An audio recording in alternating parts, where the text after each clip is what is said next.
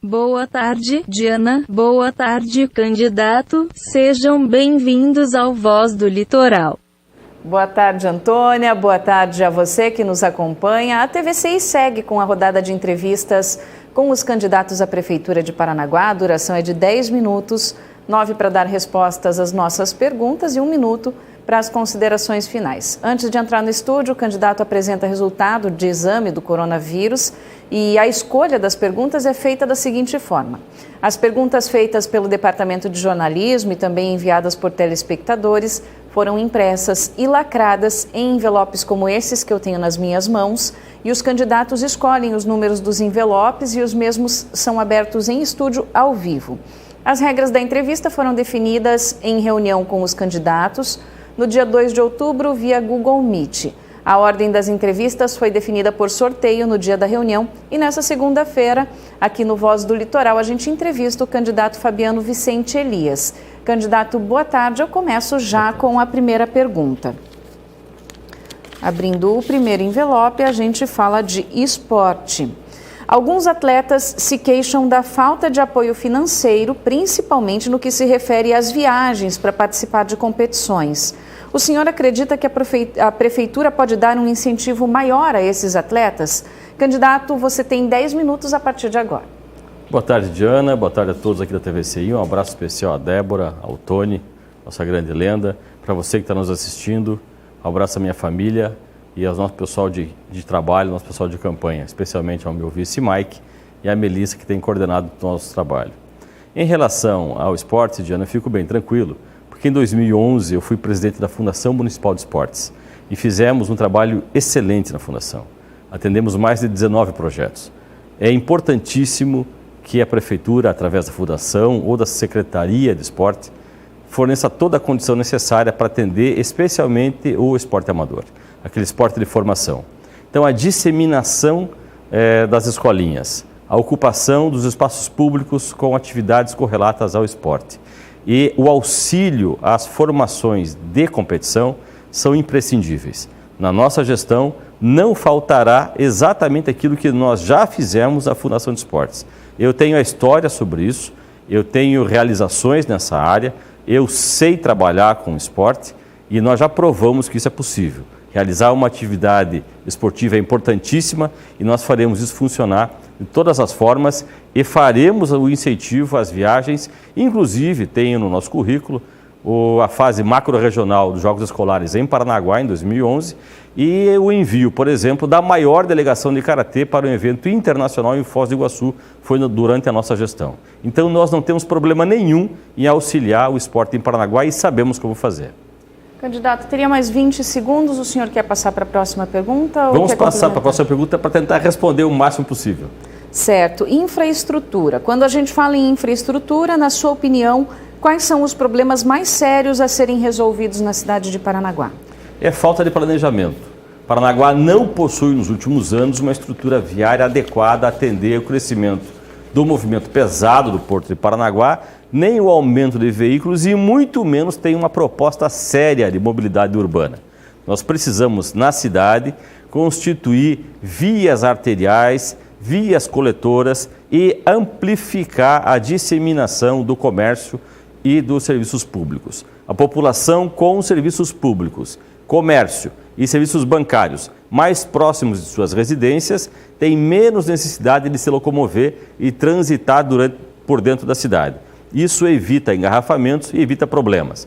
Nosso grande foco na infraestrutura é fomentar a conscientização social de que deve usar o transporte coletivo e para isso nós temos uma proposta muito séria, muito inovadora e muito ousada de transporte integrado com sustentabilidade e tarifa zero e usar menos o veículo individual, como a moto e até o automóvel.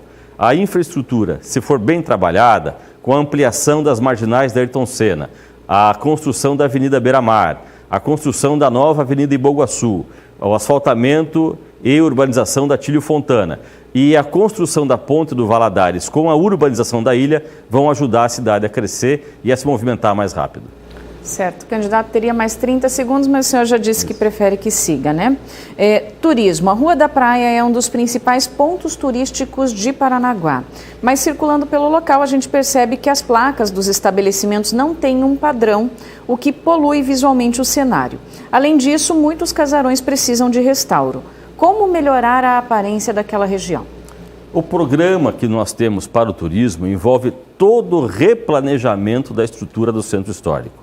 Ali é muito importante a gente perceber que a Rua da Praia, com a Praça 29 de Julho, atual Mário Roque, com toda a estrutura dos casarios em frente ao Rio Tiberê, é integrada a um projeto que nós temos de construção do terminal marítimo de passageiros, centro gastronômico, centro hoteleiro, marina pública, base da marinha e área de convenções.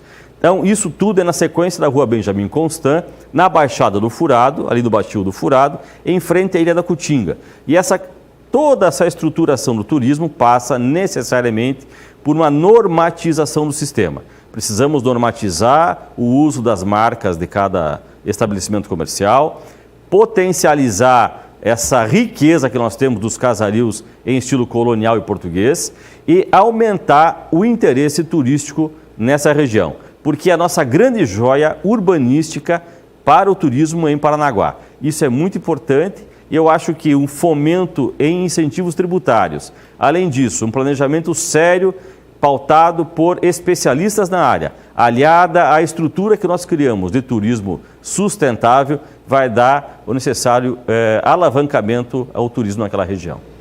Ok, candidato, agora a pergunta é sobre educação. O seu plano de governo contempla os professores de alguma forma? Como melhorar a vida dessa categoria? Nós temos um pensamento, Diana, que é geral no plano de governo, que é cuidar das pessoas.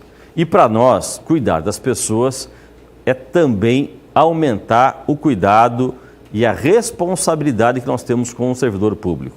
Para nós, o grande patrimônio do município é o servidor público. Ele é a mola mestra que impulsiona o desenvolvimento da cidade e faz o crescimento do município acontecer de maneira mais rápida. O professor, então, como eu, e o Mike também é professor, somos de uma família de professores, minha mãe é professora, meu pai era professor, minha filha é pedagoga, minha esposa é pedagoga, nós sabemos que isso é fundamental. É ele o grande gene do crescimento do conhecimento, da disseminação da cultura e do aprimoramento social. Para nós, o professor é fundamental na educação e é ele que precisa ser valorizado. O plano de carreira, a consolidação do crescimento em aprimoração e qualificação e os cursos para os professores, além da garantia da manutenção da escolha direta para os diretores de escolas, é uma valorização que nós não abriremos mão. Para nós, o professor é a mola mestra da educação. O senhor teria mais alguns segundos aí? Quer complementar? Posso prosseguir? Podemos ir. Obrigado. Invasões. Muitos moradores de áreas de invasão se queixam do local onde eles moram porque não há um mínimo de infraestrutura nesses locais. Na sua opinião, o que a prefeitura deve fazer nesses casos? Primeiro, a prefeitura tem que planejar. Ela precisa criar uma política pública séria para enfrentar a falta de casas próprias no município. Nós vamos criar o Sistema Municipal de Habitação. Ele, além de potencializar e planejar, vai incentivar, financiar, incorporar e entregar loteamentos na cidade de Paranaguá para moradias populares. A invasão só acontece porque não existe no município um sistema sério e eficaz de financiamento habitacional. As pessoas precisam morar, casam, aumentam suas famílias, saem da casa dos pais e vão constituir sua própria família. E precisam de um lar para isso. As invasões só estão acontecendo porque não há esse planejamento. As pessoas vão buscar um local para moradia. A cidade está crescendo e está crescendo na desordem. Além disso, a fiscalização dentro do serviço do setor do urbanismo da prefeitura para realizar um empreendimento sério de regularização fundiária e reorganização dos lotes públicos e que estão devolutos de pessoas privadas que estão usando do sistema de terrenos para auferir renda e lucro indevido. Nós vamos garantir que toda essa estrutura vai funcionar em favor da cidade e a prefeitura vai chegar junto com a população. Nós vamos entregar os loteamentos, entregar os títulos de propriedade, vamos regularizar a situação fundiária e vamos levar toda a urbanização, com rua, meio-fio, água, luz, esgoto, para dentro desses locais. O senhor tem mais 15 segundos, creio que teria que complementar alguma coisa com relação a essa pergunta. Fabiano, quer complementar algo sobre as invasões? Abrimos mão do restante do tempo? Porque a invasão, na realidade, é resultado desse sistema que não existe. Certo, então o tempo acabou, a gente depois dos 9 minutos, né, que a gente dá para que os candidatos respondam as perguntas formuladas pelo nosso departamento de jornalismo, a gente dá mais 1 minuto para que o candidato faça as suas considerações finais e é esse tempo que eu abro agora. Candidato, a partir de agora o senhor tem 1 minuto para as suas considerações finais. Obrigado, Diana. Quero mandar um abraço a todos, dizer para vocês que nosso plano de governo é um plano de governo inovador e ousado. Eu gostaria muito que vocês nos seguissem nas redes sociais, no nosso site. Lançamos semana passada o nosso Santinho Virtual para evitar a impressão de papel e a poluição da cidade. É uma alternativa sustentável à propaganda eleitoral. Nós estamos no Instagram, no Facebook, na internet. Tem nosso WhatsApp distribuído e eu gostaria muito que vocês procurassem a gente e participassem da nossa movimentação política e integrando essa estrutura de campanha. Tá? Será um prazer poder representá-los na prefeitura, poder ser o candidato e eu conto com vocês. No dia 15 de novembro, acredite na mudança, vote 23. Certo, candidato, mais 8 segundos, algum outro recado? Não? Tá certo. Mais uma vez eu agradeço a sua presença, a sua vinda até aqui para participar desse processo todo, né, desse espaço que a TVCI abriu aos candidatos de Paranaguá. A você eu lembro que o candidato da terça-feira, o último candidato dessa rodada de entrevistas com os candidatos de Paranaguá é o Marco Suquita. Agora a gente faz um intervalo comercial, logo depois o Tony Lagos volta com mais informações para você. Uma boa semana para você, até a próxima.